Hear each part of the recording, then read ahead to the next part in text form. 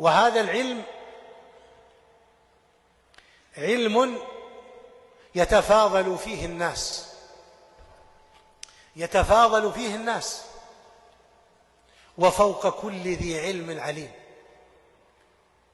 كل عالم فوقه عالم حتى ينتهي العلم إلى الله جل وعلا، كما ذكره ابن عباس رضي الله تعالى عنه في تأويل الآية: وفوق كل ذي علم عليم. ونصيبك من الإيمان على قدر نصيبك من العلم بالله جل وعلا.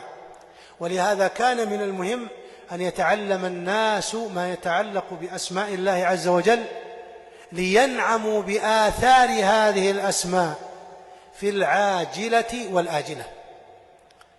من هذه الآثار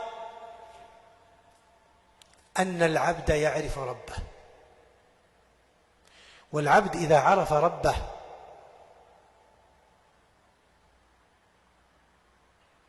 فإنه يقوم بحقه عليه في عبادته الذي هو توحيده في عبادته، المذكور في حديث معاذ: وحق العباد على الله أن يعبدوه ولا يشركوا به شيئا.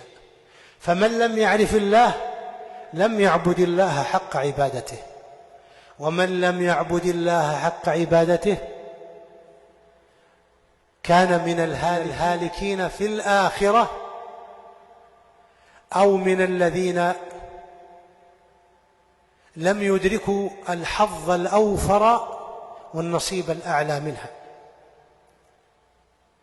وذلك بحسب عبوديتهم لربهم جل وعلا. ولهذا لو نظرنا إلى الأسماء الحسنى في القرآن وردت في 4 مواضع. قال الله عز وجل في سورة الأعراف: ولله الأسماء الحسنى. وفي خواتيم سورة الإسراء: قل ادعوا الله وادعوا الرحمن أيما تدعوا فله الأسماء الحسنى. وفي أوائل سورة طه: وإن تجهر بالقول فإنه يعلم السر وأخفى الله لا إله إلا هو له الأسماء الحسنى. وفي أواخر سورة الحشر: